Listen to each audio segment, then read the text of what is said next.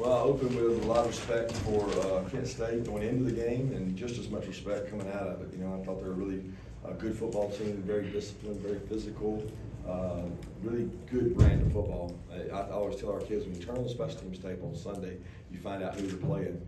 And we thought they were a really good football team, and they proved that today. We also had played the entire game without punting the ball once, and really had 4 turnovers when you consider the fake punt included on that. So you're not going to grow up and mature. This was a growth week for us. We really talked about growth the entire week. I was very pleased with how our guys approached the practice and the games and the leadership. I was really proud of it. I came out the second half and got a 3 and out, and then the offense had a great drive all the way down, just didn't cash it in for a touchdown. So we had some costly penalties and turnovers that hurt us, but our team got better today. And that was the key for me to say, did our team get better today? And I can honestly say we played a good opponent, we got better. Without opening up. You said during the week that you needed to work on your composure muscle of the team. Did that happen today? A lot. Yeah. I had to, I know. So I had about 5 guys come over to me and they tried to give me a composure card that they keep in their back pocket. So, you know, I was frustrated there with lads, probably a mistake to field the punt or not fair catch the punt. He knows that. Nobody's more disappointed than Lad is, but that started it, you know. Then you're going to have a fumble every now and then. That's part of football, but make good decisions when the ball's in transfer, in kicking situations, and we didn't make a very smart one there. Can you explain what is the composure card? Is that something that they get to? Oh, water knocker. We keep our composure card in our back pocket, so we can apply it anytime we want. And we work and exercise that muscle all the time, and it hasn't happened this year. It got to happen several times today, and I thought the kids got to flex that muscle and use it. You don't get a muscle stronger without using it, right? So we certainly got to use it today. I probably need to work on mine for sure. How'd you feel like your conditioning held up in your first 4-quarter football game? I was good. I mean, we worked really hard Monday, Wednesday, sometimes even Thursday with the conditioning level. It was probably a little hotter out there than maybe the players expected. I think they went into it thinking it was going to be cool, but there wasn't a lot of shade, and I thought that, you know, they had a lot of guys go down banged up with injuries, and we came out of it pretty good. What do you attribute the slow start and uncharacteristic turnovers for you guys in the first half? I didn't think we had a slow start. We didn't punt. So when you don't punt, it's hard to say you had a slow start. Defensively, we did some good things, forced some guys out. I think you attribute it to playing a good football team. You know, games aren't easy. I think you guys may have a preconceived notion of a team, but we have the actual tape, and I had a lot of respect for them. I really didn't think we started slow. I thought we kicked some field goals where we need to score touchdowns. Kirby, what was your impressions of Bear Alexander and some of the other guys with Jalen out? Well, I can't. I had to see it. You know, like I saw he made the play, batted the ball in. There were times I didn't even know he was in there. I knew he played more snaps today. He practiced his best week of practice this week, so we felt like he was going to be able to play more snaps. And we thought that if they drove the ball on us and they went tempo, we would need to play more guys. And Trey did a good job rotating those guys through. Bill Norton got to play a few more snaps today, so that was good. We're increasing our depth. What do you say to Lad when he's having such an uncharacteristic game? Just love you. You know, I was upset with him there. Really, I was more upset after the punt, not the fumble, because the fumbles happened, but the punt was more decision. You know, the fumble was something else. But there's nobody that feels any worse than Lad, right? And we need Lad. We're going to go where we need to go. Lad's a big part of our offense. He's a big weapon for us. And he's also, you know, people don't know, he did it with a foot injury, so he's not able to practice the same volume. So when you don't practice whatever your reps is, or 50 reps in a practice, and he gets 15 or 20, you know, he doesn't get as much ball security work. He doesn't get hit as much. So we got to do a good job making sure he can practice, and we're not asking him to do too much. Kirby, it looked like Kenny got banged up. Do you have any update on He had a thigh contusion going into the game, and he said he got hit on that same thigh again. They did a good job of tackling. They chopped us some. Several guys got hit, you know, low on the tackles there, and they do a good job of being forceful with it. And we had a couple guys we had, I think, 3 or 4 guys coming out of the last game with thigh contusions, which Kenny has that as well, but we think he's going to be fine. Kirby Brock had 2 more rushing touchdowns. Just how dangerous does it make your offense when you've got him wherever you can line him up on the field, you can hand it to him more quickly? Yeah, what a weapon he is, what a tough character he is. He makes you defend the whole 53, right? So when he comes in motion, the expectation is I got to stop the sideline, and it loosens them up inside for some softer runs too. You know, when you run for 250 and throw for 250 or something like that, you're doing something right. Kirby, I know you don't see, you can't look at the big picture in college football, but is there a player more dynamic right now than Brock in college? You just said it. I don't know that there is because I don't get to see it. You know, I don't feel like I've seen many games this year, but it's hard for me ever to do comparison. But what he does, I don't think people understand what an incredible blocker he is. And he doesn't get to do that much. The other incredible player out there is Darnell. You know, if you go back and look at Brock's biggest plays this year, Darnell's been a big part of that. And I was so proud and happy to see him. You know, the first play of the game, he's wide open, and the play was to go to him. And Stetson took a shot, being aggressive, and Darnell was there. The very next play, Brock gets a touchdown, and Darnell's celebrating. He's the first one in the end zone to go celebrate with him, and his block sprung him. And again, Darnell's blocking combined with what Brock does on the perimeter, and even the catch Darnell made today was pretty incredible. So the package of those two, they complement each other really well. 3 rushes, 3 touchdowns. When are you gonna move him to the running back room? I don't know. He's practiced there. He's had to because we've had concerns there at back in terms of staying healthy, but he can line up and play about anywhere. What did Dejon Edwards continue to show you running back? Toughness. I mean, he's the one guy now consistently that breaks tackles. He's hard to tackle. He's low to the ground. He's like a ping pong in there and just keeps going. I thought his run game really came through for us in the end when we knew we had to run the ball. They knew we had to run the ball.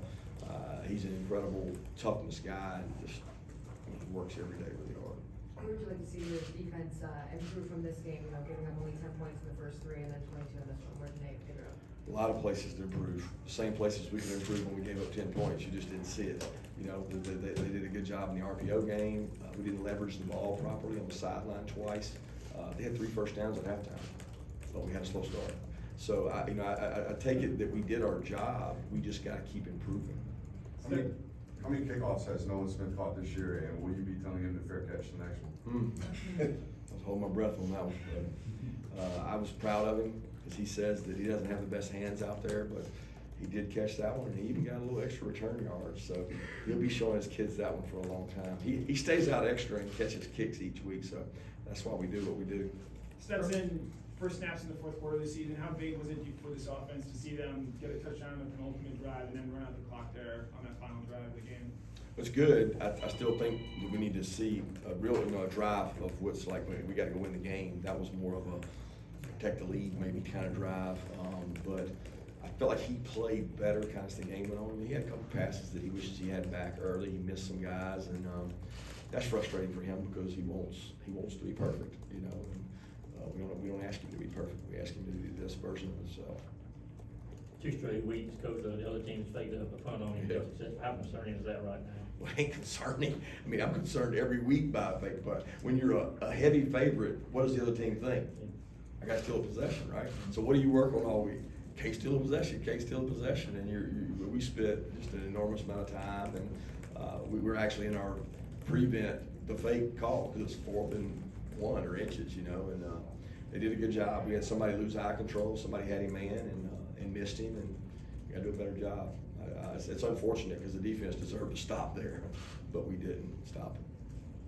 I think one of the players mentioned that part of the postgame message was it's not always as bad as it seems or something like that. What was that kind of like from your perspective, and how does that play into the standard is the standard kind of mantra y'all have?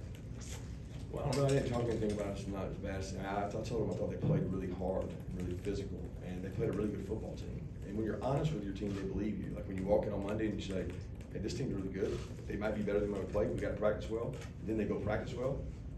They listen. And after the game, you're not going to go back and say, well, God, guys, this team stinks. You know, I'm not. Just that's a good football team. They won their conference last year. They got a really good conference. They played 2 other ranked teams really tough.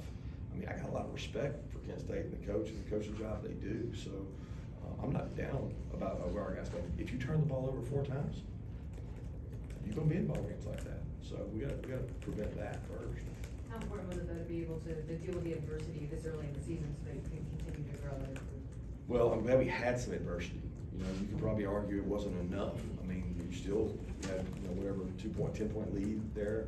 I mean, the adversity to me is overcoming those turnovers and going out and making stops, sudden change, making stops. The red area stop was really big for the defense, but their defense came back with a big red area stop. So I think you gain confidence when you play in games like that. And like I said, I got a lot of respect for Kent State. How similar is their odd stack to something you might see later on in the year against a team like Mississippi State? Well, they didn't play it the whole time, so they were in and out of it. You know, going into the game, we expected them to play at a higher percentage, and they didn't. They played more 4 down than we expected, which doesn't affect us. We play 4 down every day, so they're not a true stack team. They move around and do some different things, and they do a really good job of mixing it up. You can tell they've studied some other defenses and do a nice job. But their defensive coordinator will take too. He still gave up 550 yards. I mean, okay, so like it's not like it's all relative to what you expect. I mean, we can't turn the ball over, and I thought our offense executed really good based on what their defensive plan was. Kevin Walker got in there and blocked the punt. Just what have you seen from him throughout this year? Proud of him. You know, he got taken off by a team a couple weeks ago for not getting this guy, and he didn't pout, he didn't complain, he didn't go to transfer portal, he just kept on fighting, and Darius got a little banged up, and Darius Smith, and Darius was gonna start on it. We stuck Jalen back in there, and lo and behold, he makes a big play and blocks the punt. You guys had 1 sack through 3 games, today you have 3 sacks by the half. One of your players after the game said, like, it was something you have been challenging them to do. Were you happy with the pressure today? At least that's a positive takeaway. Well, it's a positive takeaway from the stats, but again, I can't get into stats. They gave us an opportunity to sack them. You know what I mean? Like, they dropped back, they had some RPOs. I mean, we haven't had a chance, and they gave us a chance, and we capitalized on it. But I'm not like, we haven't been preaching sacks to our players. We've been preaching fundamentals and execution. How do you assess Jamon Dumas Johnson's play? I think he had 2 of those sacks, and he had a couple tackles for loss at halftime. Yeah, I tell you, he's practicing really good right now. He's slowly becoming that vocal leader of the unit. He commands respect the way he practices. The walkthroughs before the game, man, I love the way he's maturing, and he's getting more confidence. You know, I don't want to comment on how he played, but it sounds like he played good based on those statistics you just gave. But he practices the right way, so it doesn't surprise me. You warned a lot about this team, and you know, they're 45-point. You were a 45-point favorite. I mean, you got nothing to do with that, but you warned about this team. Just your thoughts on Kent and what Sean Lewis is doing with that program, playing 3 big programs on the road in 4 weeks. Yeah, I can't imagine what he's played, and then flip it over, and now he's got to go play his conference schedule and do that. They're going to be tough in that conference because of the teams they've played. But their kids play with great toughness and resiliency, and they hit, they strike, they don't run from contact, and that's SEC football. Let's take 2 more questions. Malachi Starks he's played well the first 3 weeks. There was a couple times where you pulled him over on the sideline and talked to him. What were some of those messages like to him? Just eye control and things, and he's just going to be a really good player. I mean, they had some RPOs built into that side of the field, and he had to cover those guys. He got them on the ground. They're tough plays to defend. The way they packaged the plays, did a good job of hitting. I told you the quarterback is a really good player, and he can throw those balls. And they have 2 wideouts that are going to get drafted. I mean, they're good players, and so I just wanted to give Malachi a chance to mature, want to play Dan, show confidence in him, and continue to play all those guys that play winning football. Michael Williams named up today. Well, Michael played a good bit. I don't know how many snaps he played, but Michael played. Thanks, guys.